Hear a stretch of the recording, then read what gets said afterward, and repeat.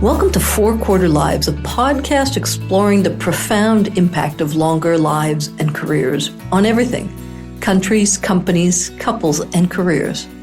I'm Avivah Wittenberg-Cox, and on this week's 4 Quarter Lives, I'm republishing a conversation with Helen Tupper, co-founder and CEO of Amazing If, co-author of the Sunday Times bestseller, The Squiggly Career, and one of the clearest thinkers working today on what it actually takes to make a career leap land for individuals and for the organizations that either support that leap or lose the person who makes it. Q3 is the week of leaping, not falling, but choosing. The people who navigate this moment well will tell you it was terrifying. They'll also tell you it was the most alive they had felt in years. Helen has built an entire body of work around what makes that possible. Non-linear, reinvention-ready careers that treat Squiggly not as a problem to manage, but as a model to design for. She's insistent that this isn't a niche conversation for the privileged few. Career reinvention, she argues, is a skill, and skills can be taught, supported, and systematically enabled inside organizations that choose to take them seriously. This is week 8 of mapping the new Q3, the leap, and Helen knows what it takes to make it. Helen Tupper, welcome to 4 Quarter Lives. Thank you so much for being with me. Oh, I'm delighted. Very much looking forward to this conversation. So I heard about Squiggly Careers. When I was at Harvard, it was actually somebody who said, have you heard of this company, Amazing If? They do the most amazing work. And that's when I started to follow all your good work. And I've been interested in how you've managed to balance kind of two sides of this career change equation that not very many people do. A lot of people are working with individuals on how to plan careers and rethink, their paths. And I'm talking to quite a few of them this season. And then there's the whole issue of changing how companies are working. And are they remodeling careers to become more squiggly, or are we really stuck to the kind of linear career that has been plaguing us for many a year and trying to reshape that? So I want to first talk about those two sides. Did you think about that kind of two sides of the equation right from the beginning of Amazing If? Well, firstly, I'm very delighted that people are talking about Amazing If at Harvard. That makes me very happy. Some of the smartest thinkers and learners in the world talking about squiggly careers. It's brilliant. To answer your question, a less smart insight, I think, is that it was not intentional to begin with. Now it is very, very intentional in terms of the impact that we have. But at the beginning, the idea of squiggly careers really took the form of some sessions that Sarah and I ran to help people take more ownership of their development. And it was very centered around the individual, because we were managing bigger teams and mentoring lots of people. And there seemed to be some consistency in the challenges people were experiencing. And we decided to sort of work together to try and scale some solutions for people. But, that it was individually sort of focused. And then what happened was we got great feedback and people loved it and we were really happy. 6 months later, 9 months later, these people got back in touch and said, love that session, but ... I went to have a conversation with my manager about my squiggly career and my career possibilities and my confidence gremlins and all the other things we talk about. And, I hit a bit of a kind of wall, a bit of a barrier, where they told me to fill out the form, or they told me to talk about promotions, or they asked me what my next step in the organization was. And we realized that to some extent, we were sort of empowering and enabling people to talk about their squiggly careers, but we were setting them up to fail if we didn't enable managers to have squiggly career conversations and enable organizations to create squiggly career structures. Yeah. And that really became there's a bigger thing for us to work on here insight. And that has been the sort of direction and drive behind what we've done since is, how do we enable individuals? So that's, the podcasts, the books, the tools. But then what do we do to support organizations? And when we think about making careers better for everybody, it's very much that two-sided thing we're looking at, individuals and organizations. So organizations keep people for longer and they're more engaged, and individuals enjoy the work they're doing and have more impact. And I think because me and Sarah came from big companies and we manage big teams. We love large organizations, but we've experienced some of the sort of progression problems within them. And we're also very motivated about our development. So we've experienced some of that individual context too. So I think it just feels very authentic for us to serve those two audiences, as well as motivating, because we significantly increase our impact when we work in that way. So tell me a bit about what are the two service kind of lines that you're offering, so people know if they need you, what is it that they can ask you for?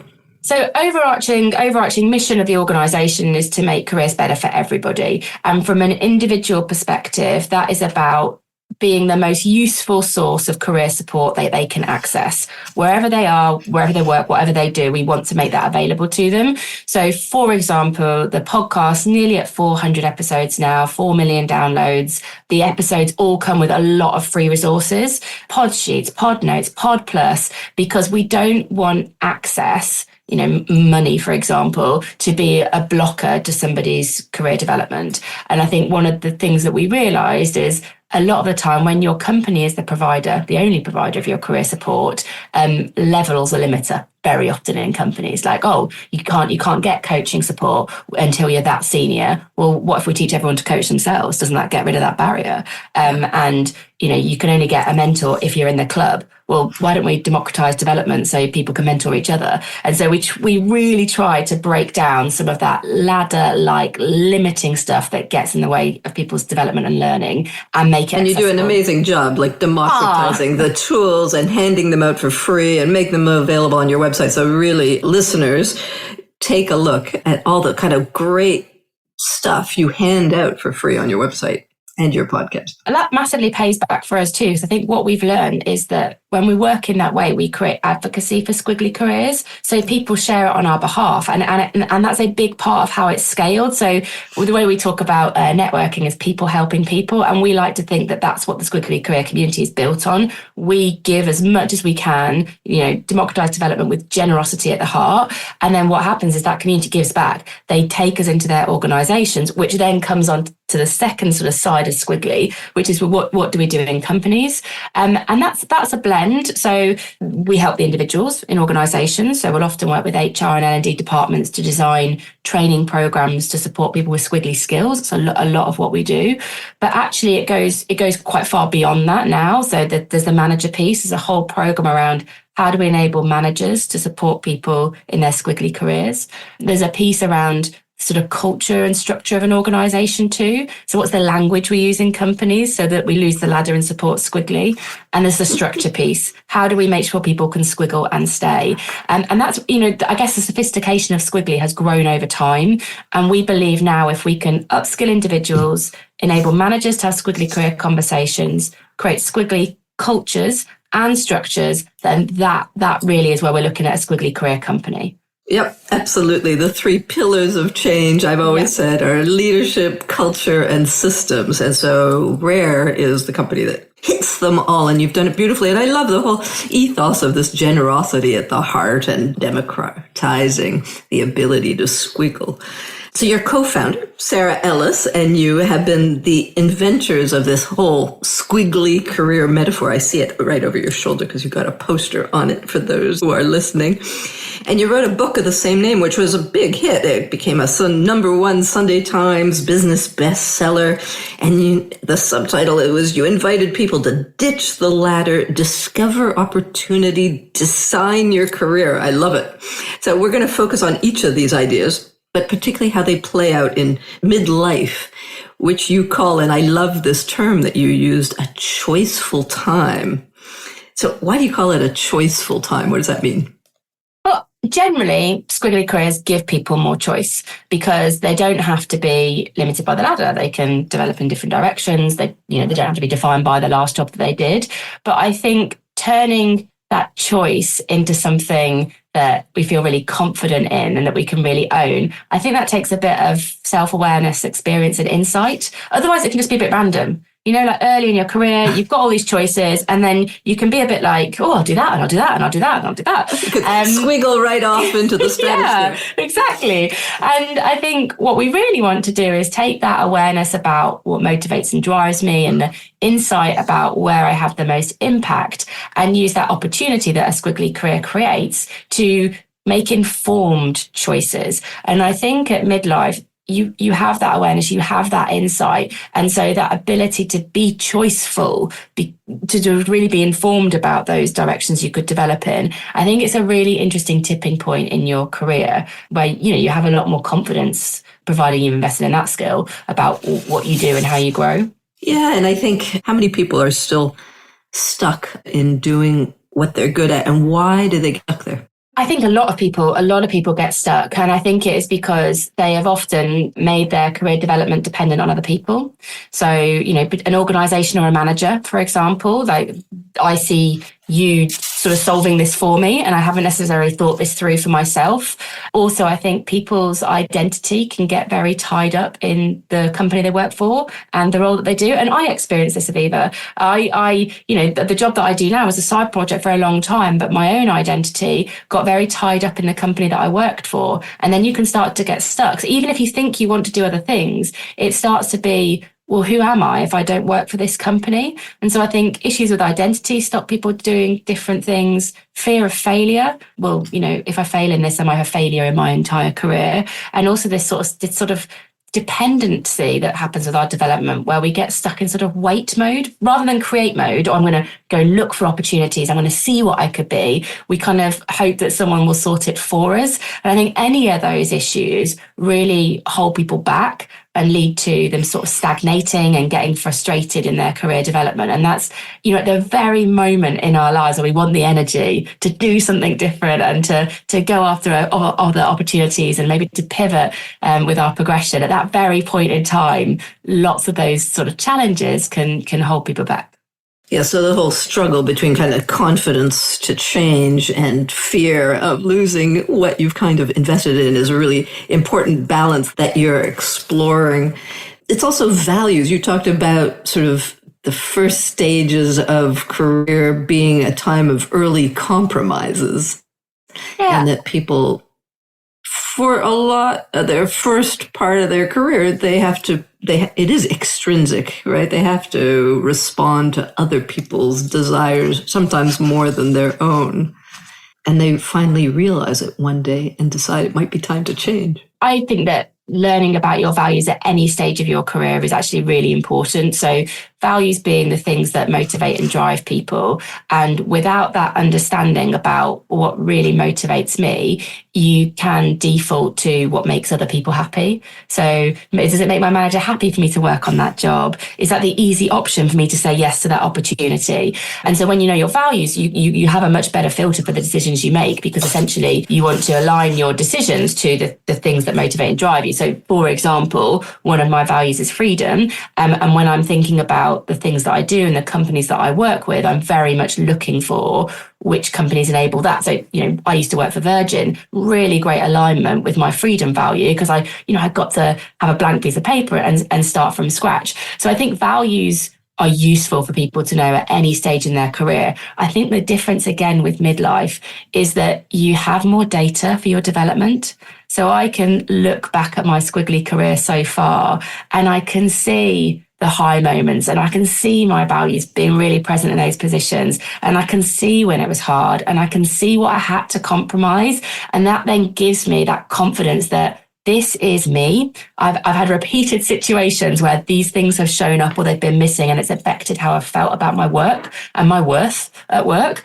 And now I know that what I do going forward needs to be based on these things. So I think it's just that accumulation of data. But it goes back to why I think that self-awareness here is so important. We're always talking with Squiggly about the combination of self-awareness and action. So we want you to use your experiences as data for your development, but then we need you to do something with it. So all the awareness in the world, if you're the most reflective person, good for you, but we need that information to inform something. But then if you're an out and out doer, you're very action orientated and you do that without the awareness, the risk is you're sort of moving around from sort of role to role without really considering what's going on and potentially repeating patterns that aren't making you very happy. So it's the awareness and the action that we're always trying to get to.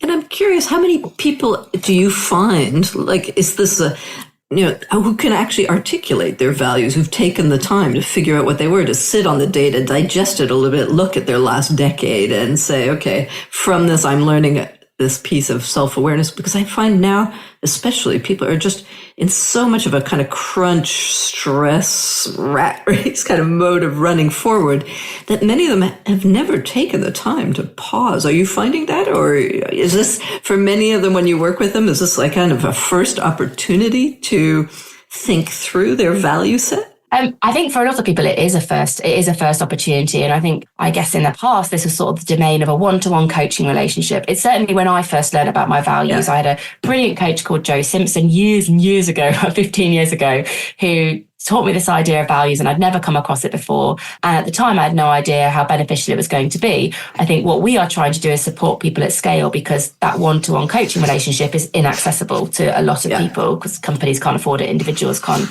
afford it. What I find, though, is we don't always meet people with the squiggly skills when they need them. So typically what will happen is a company will get in touch and they'll say, we really want to help our employees take ownership of their career development. Can you run some programs with us? We work with them to design that program, one of which might be our 5 skills to succeed in the Squiggly career program. And we will talk about all of the 5 skills that we think are most fundamental for people taking ownership of their development, one of which is values. And there is a lot of engagement, and there is a lot of interest, and there's a lot of nodding, and there's a lot of interaction. But in that moment, it's not necessarily when they really, really need to know. So what typically happens is, 3 months, 6 months down the line, we'll get an email and it will say, oh, we're going through a restructure and I've been given 2 opportunities that I could progress in the company. I'm going through consultation. These are opportunities. The work that you did with us on values has really helped me make my decision. And we get lots of messages like that. I've just become a manager and it's really helped me to define what kind of manager I want to be. And so I think these skills are, they're continually important, but I think they peak for different people at different times. And it's making sure that they've got it in their kind of bank, so that when those things happen in their squiggly careers, when changes happen, which happen frequently, they have that skill kind of on reserve and ready to help them. And is there anything about this particularly choiceful time of midlife where it takes a bit more time to digest the past? Because when you hit your 40s, 50s, you've got decades to kind of sift through. And do you find that values shift and evolve? Is there a big kind of, I tried that? I think one of the biggest challenges is people at this stage of life making time for themselves,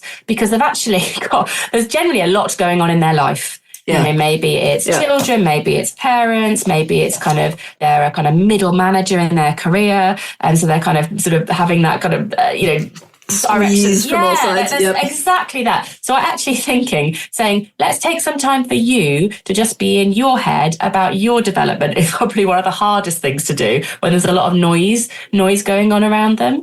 And I think that to me is probably the main barrier for them. And then I think the second thing would be, if they take the time to develop the self-awareness, to be very present with their reflections, I think it is then the confidence to take action. So I think that those 2 things, I think, are the things that we have to work on the most. The tools work for themselves. Values are values. And to your point about do they change, the research says that actually it's largely our early life experiences that inform what motivates and drives us.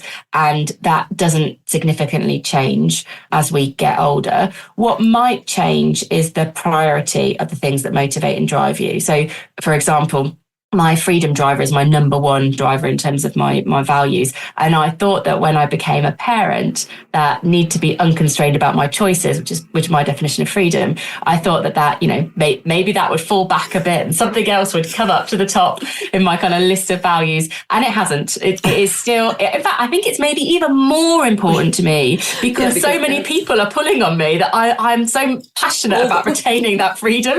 But, so the order can change. Limited to walking the dog now once a day out the back. Just leave me in the bath on my own. I just need some freedom, or whatever it is. But I think it's the order might change, but the research says you're not suddenly a different person overnight when you hit 45 or 50. And what are the key obstacles that these midlife career changes bump into? You said one of the number ones is the ability to ask for help. And this ties in with the confidence piece. So it's very likely that if you are in this choiceful time, you might be exploring doing something different. So you're kind of taking stock of your squiggly career so far and thinking, I'm kind of ready. I'm ready for a change. I think a lot of our time in our career, we're responding to change, restructures, new managers, all that kind of stuff. I think this is a time when we're kind of going, I'm ready for a change now. I'm ready to be the catalyst of my own change. Yeah, that kind of readiness versus sort of responsiveness, I think, is a bit of a shift that happens here. But it is likely that some form of help is going to be needed in order to make that happen. Now, that might be a mentor who has done what you want to do, or it could be like a sponsor who is, opening some doors to your development by making introductions for you. But that is only enabled when you ask for help. So when you are clear about what you need and you're confident to ask for it. And I think that ability to ask for help is something that holds a lot of people back. One, because they either don't recognize it. So it's sort of like, I just need to work a bit harder at this myself. I just need to, keep trying. That sort of, I'll just get it done in my way that I've always done it. Or even if you recognize that you need it, this feeling like, well, Avivah's really busy, or Avivah's really senior, or Avivah doesn't know me from someone else. Why would Avivah want to help me? And it's sort of this sort of confidence gremlin that we have, that we're not able to ask for help. We're not worth someone else's time. We're not important enough to make that ask. And that narrative stops people getting the support that could help them make those changes. Yeah, I keep arguing with my kids there's a generational piece here that the young don't, think that all these old people are too busy and senior and I keep telling them, there's nothing we like more than to give some time and help to kids. We most of us wish we'd had more of it, but that's a really hard lesson to impart. There's a really deep-seated reluctance, I agree, to ask for help, which I think is culturally kind of embedded. And I'm wondering if you see a gender difference in there. Are women or men better able to ask for help, maybe in certain domains or areas of life? What I think I see, and this is in the sessions that we run on confidence and also just in my own experience sort of coaching people, I see that men are less emotional about asking for help. Like for them, it is literally just an ask. Oh, do you know anybody? Can you just be two? What do you think about this? Like it is just an ask without an emotion. It's a sort of a transaction between two people. And if that help is provided, great. If it's not, no problem. I'm going to ask someone else. It's sort of neutralized. Whereas for women, it seems a lot more emotive. There's sort of like a lot that's gone around in their head before they make the ask, so that when the ask finally comes, it comes with a lot of weight, it comes with a lot of worry.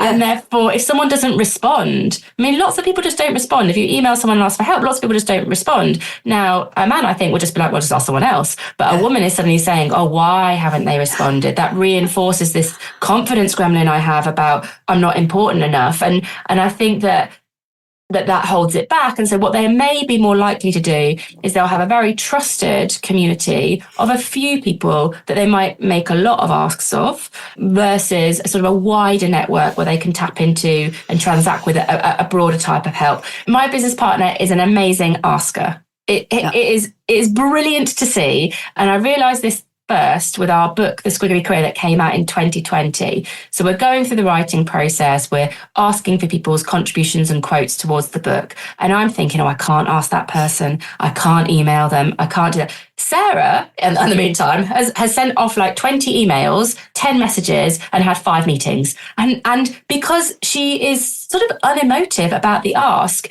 and that's because, and this is what I have realized, that she might be asking someone for help, but she's also communicating how she can help them in return. That is always in her thinking. It's not an ask in isolation. It's Avivah, I'd really love to help you grow the podcast. What if we did this together? What are the things that I could really do with is this? And this sort of people helping people and ask between two people rather than just I need this from you. I've seen that in action, and it's made me much more confident about, well, what do I need, but also what can I give, and making that part. So developing a relationship rather than just this kind of basic transactional, scratch my back, I'll scratch yours. Yeah, we call it career karma and people helping people, but there's this idea of it's absolutely fine to think about what you can gain from a relationship. It's absolutely fine. It's what do I need to know and who's got the knowledge that I need. It's fine to think like that, but also think, and what have I got to give? Because it makes that ask easier. It makes the relationship a lot stronger. Which is the challenge with the kids and the younger generation, is they don't think they have anything to give. And I tell them that their way of seeing the world is the biggest gift they can give to older people, because we need to understand their perspectives in order to run our own shows. Well, sometimes when we work with people, and we see that a lot, again, people thinking, but what have I got to give? Again, often a sign of a confidence gremlin when that kind of response comes. And we talk about kind of 3 E's to get people started. Expertise. So, what have you got some specific knowledge in? That could be some technology. That could be social media platforms. It could be loads of things, but kind of what do you specifically know? The second is experience. So, what lived experience have you got? I've started a business. I'm a mum of 2 children. I've worked in lots of different companies. Like, what's your kind of experience? And then the third one is energy. Like, what are you just really passionate about? And when you've kind of got those insights, you then go, well, who needs what I know? And you can sort of join some of those dots. But even if you think, I'm really early on in my career and I haven't got a lot of expertise in anything, you've probably got energy for something. There's probably something you're particularly passionate about, and you could help someone with that energy. Yeah, absolutely. That's probably a really undermeasured value. So asking for help, big one. And I wonder, just to conclude on my gender wanderings here, I find women are particularly good at asking for help socially, relationally, in their families, in the personal domain. And men are much more at ease asking transactionally for the kind of thing you were describing in the work world, and much less ready to ask for anything in the personal, emotional world. And I think that's why we're so complementary, is we're kind of better at asking in different domains. Would you agree, or am I just stereotyping madly here? I think from the research that I have seen, I would agree. And for men in particular, there's a guy called Max Dickens whose work I follow, and he's written a book called Billy No Mates, and it actually centres on some of the mental health problems that can arise from men's inability to ask for help outside of work. Yeah. So, this is something I want to talk about, or this is something that I'm struggling with. So I've seen the evidence that exactly what you're saying is very true. I mean, I think the more openly we can talk about what I've got to give and what I need to gain in and outside of work, but obviously my focus is kind of work context of careers, I think the better it is for everybody. Okay, so asking for help. And the other thing that is a really big obstacle for most people, particularly at midlife, is they don't know what they want to do next. They know where they want to change, but this idea of the creative imagination of future selves seems particularly challenging. Have you seen that, and how do you address it? Yeah, very much so. People get really stuck on a step when they think about careers like ladder, and they often can't really see beyond a silo that they might be working in. So if I think about when I was at Microsoft, which was kind of my last corporate employer, and I was in marketing, when you look at your career like a ladder, then I would only see opportunities that were similar to what I was doing and more senior. And what happens is your sort of pool of possibility just becomes much, much narrower because everything has to make sense when you look at your career like that. And actually, careers that are diverse and different don't always make sense. Like, did it make sense for me to go from one of the world's largest organizations to running one of the smallest? Probably not, but it's been a brilliant move for my career. And I think what we have to help people is to see different directions that they can develop in. And we do that with people in a number of ways. One of the ways that we do it is we kind of prompt possibility thinking for people. So when you think of careers like ladders, you get very stuck in a planned way of thinking. Like, if I do this, then this is my next job. And very logical, rational, prove it to me, show me the links. Yeah, exactly. Show me the links. Show me what someone who did my job did next. Logical, linear, predictable, planned. Unfortunately, we do not work in a logical, linear, predictable, planned world. And so managing our careers like that is sort of out of sync. I don't know. I imagine all the AI machines and hiring algorithms are going exactly down that rabbit hole. Well, I mean, potentially, I hope they might unlock some opportunities. I was reading some research today actually about how it will unlock opportunities for people that maybe because they haven't got the qualifications, because it enables them to learn much faster, like an individual plus AI, it could actually open up different directions for them because they might not have had to have that qualification. So I hope it creates more diverse development opportunities for people. But I think with all things AI, time will tell. Yeah. But the possibility prompt. So if we're going to kind of let go of this idea of sort of linear, predictable, ladder-like careers that get people stuck on steps and in silos, then what we do need to do is try to prompt possibility thinking, because it's not necessarily the way that people have been trained to think about their development. And so very often we'll talk people through 4 possibilities that we just want them to get curious about. So this isn't about committing your career. This isn't about applying for jobs. It is just, let's explore these opportunities. And the first one is the obvious. Like we always say, explore the obvious, because it could be a good fit for you, but also don't assume that it is. So go and find out, what skills that needs. Is it what you want to be known for? Go find out what a day in the life looks like in that job. Is it actually a day in the life you want to do? Don't just assume because it's obvious it's right for you. So, we include the obvious opportunity, the sort of one that makes squiggly sense. Then we include the ambitious opportunity. So something that feels interesting, but a bit out of reach right now. A lot of people feel that even if they can name that, they leave it for a really long time because it feels quite far away. And we say, just get closer to it. Ask to sit in a meeting in that team so you can hear more about the conversation, the context. Get mentored, put yourself forward for a project. Just get closer so that you can rule it in or rule it out. The third one is the pivot possibility. So instead of sort of looking at your career progression through the lens of your job title, the similar and more senior approach, let's look at it through the lens of your talents. So who needs what you want to be known for? And if I want to be known for career development, I can do that in lots of different companies, in lots of different roles, regardless of the job title. And then the last one that's always interesting, and I was talking in a room with about 60 people about this one yesterday, and they were very animated by it, is the dream possibility.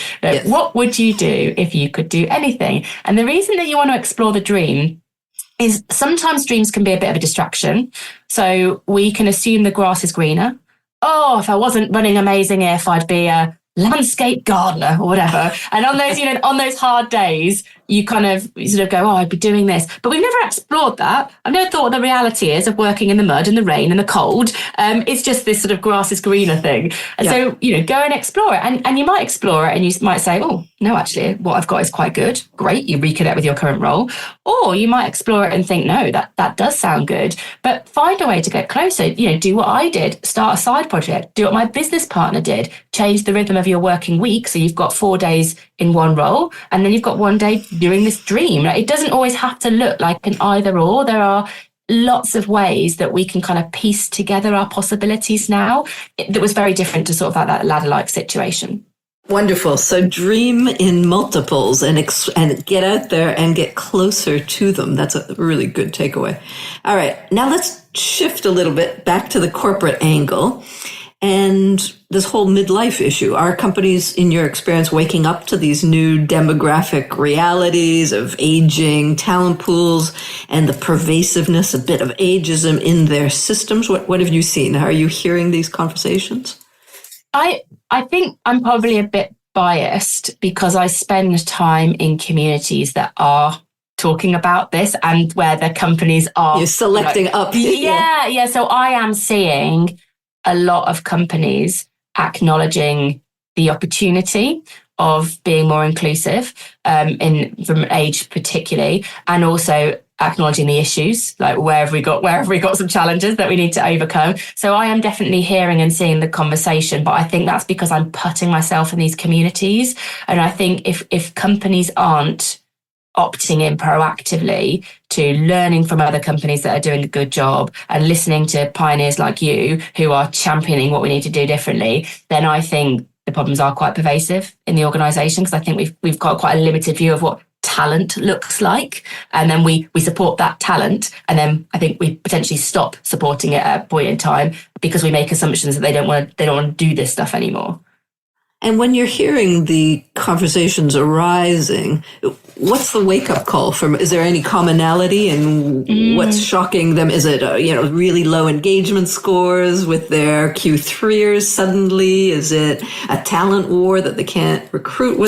Where's the pressure point coming in that you're hearing?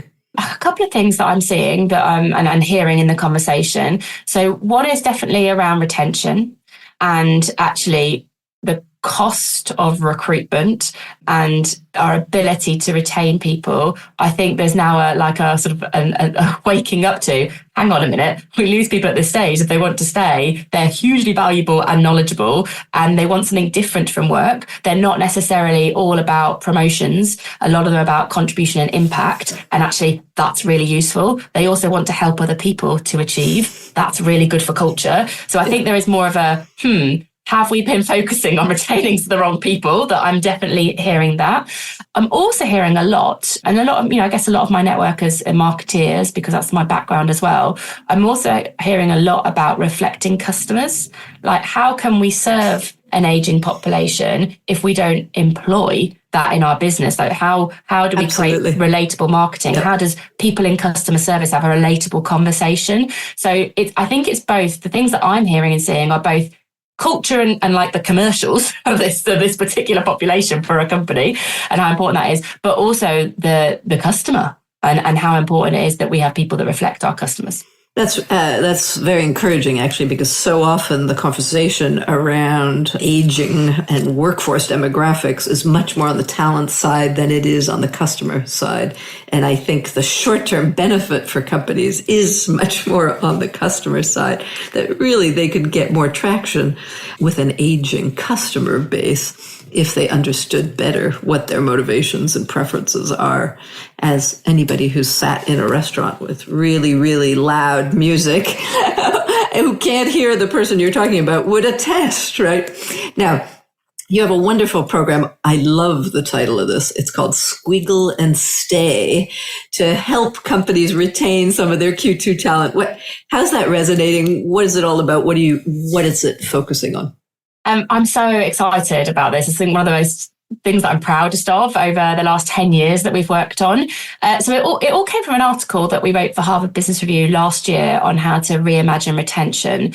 That article got a really positive reception, but Sarah and I are always one of our values is work in progress. And so we were like, well, what would make that better? And we decided that what would make it better is if some of the ideas that we had shared in that article about reimagining retention were tested and experimented with, so that people almost had a sort of a blueprint to implement them. And so we set off on finding some companies that wanted to experiment on progression with us and reimagining retention. And over the last 10 months, we've been working with 12 organisations, and each organisation, and this includes, BBC, Specsavers, NHS Property Services, Welsh Water, very diverse companies, Danske Bank. Each company committed to doing 3 progression experiments to see whether they got more interest internally, so more people wanted to apply for those opportunities, and that they retained more people, so more people wanted to stay in the organisation because of it. And we have had some really interesting insights about what experiments work well to help people squiggle, so move around the company and stay, want to commit their career for longer to this company. And some experiments have worked really well, some really interesting insights I could talk about. And some things kind of haven't worked so well because they've been a bit difficult or there was a hurdle that we hadn't really imagined. But our intention is in April to pull together all of the insights into a report that people can learn from. And most importantly, awareness and action, that people have ways in which they can, sell that into their companies, put it in place. They can learn from the way we structure the experiments and they can adapt and adopt and do it in their companies. That's what we really want to happen. Okay, so let's dig into a little bit the learning. We're going to get a little pre-taste of the report. I love these different ideas. Why don't we start with progression bingo, which is just a wonderful, playful invitation to do something that a lot of people will find very scary or risky. So progression bingo is a thing that we often do in our sessions. So part of the problem with progression is that if people only talk about promotion and that is the only way that they see progression happening in a company, then it's very hard for them to do anything different. And so one of the things we do is we get people being creative about what progression could look like. So progression bingo is, simply kind of getting people to generate as many ideas for progression as they can in a company, which could include taking on more responsibility, putting themselves forward for new projects, learning a new skill. Of course, getting promoted is one of them, an internal secondment or something we're exploring at the moment, external secondment. So spending some time in another company and then coming back to your own. And so we surface all of these different ideas to show that promotion is only one very small element of what progression can look like. And then the thing that I'm always really interested in, and this is what I really want managers to do in Squiggly Career Conversations, is ask people, and what progression move feels most motivating to you right now? And what is always very telling is that you get a variety of different answers. Because, unsurprisingly, people want to do different things with their development. So we shouldn't force everyone into one way of There is no one model. There is no one model, and that's kind of part of it. But what I also see when we do this with people is promotion is rarely like the top choice. We talk about promotion so much and we focus on it for so long, but all the time. We assume that everybody wants it. Exactly. That's success, yeah. Exactly. But you do progression bingo, people surface different ways that you can develop in an organization. And then what they want to focus on first is very rarely the promotion. And what that enables is managers to support people individually. Oh, Avivah, you want to learn. Or Helen, you want more responsibility. Or Sarah, you want to do a secondment. And it means that we have a much more individualized way of helping people with their development and kind of bringing progression bingo into career conversations is one way that you unlock that thinking. Fantastic. I think that's a wonderful way. What are some of the other dimensions you've been, your favorite ones that, one that you mentioned that was incredibly simple was just in a job description. Yeah. This has been my favorite one because it's simple, but also we've revealed, do I call it a problem? We've revealed another thing that needs to be solved. Let's say that. So the simple thing is that we've proven with some of the companies that we've worked with on this, that if you put at the top of an internal job description, this role is open to career change, you will get an uplift in the amount of internal people who put themselves forward for that position. So if you are trying to drive internal ability and to give more opportunities to the people in your company, put at the top of a job, this role is open to career change. But this is a bit. It seemed too simple to be true. Yeah. So we have seen a significant uplift in applications as a result of doing that. But what we have not seen is an uplift in the number of appointments. And the reason seems to be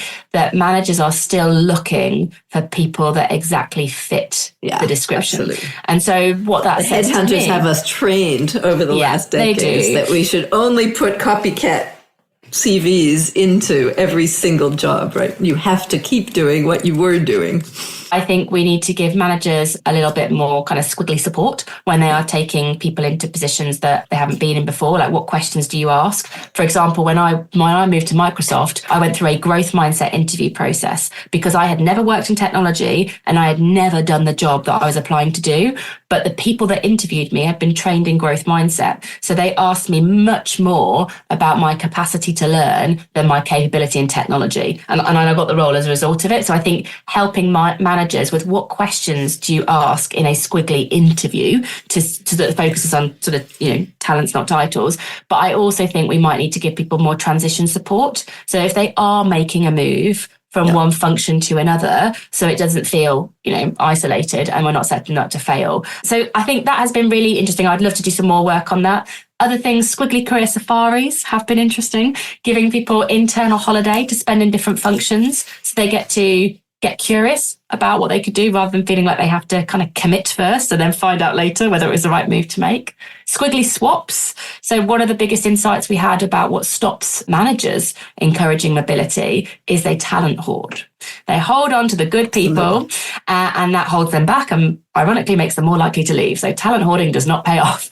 But what can help is a Squiggly swap, where maybe you and I work in the same organisation in a different function. Maybe for 1 week a month for the next 6 months, we do a swap. So my manager gets your brilliant ideas and your talent and I get to go to your team and contribute what I've got to give. Or maybe that's 1 day a week over a month. But that idea that you're not left with a gap, you get some really interesting talent from a different part of the organisation into your team can sort of overcome some of the issues with talent hoarding. Doesn't solve it completely, but it means the manager's not left with a complete gap. And it's interesting because what you're pointing to is it's not just enough to change the systems, but you got to train the managers to let it in. I imagine that kind of swapping would educate both the individual and the hiring manager of the possibilities and benefits of squigglier routes. It's a breath of fresh air to hear this kind of almost gamification of the process of career management. So I hope many people listening to this will squiggle and innovate in their companies as well. I want to just close this fascinating exploration with just one piece of advice. What would you give one piece of advice to companies listening, one piece of advice to individuals who are restlessly yearning for the picture of a squiggle in their lives?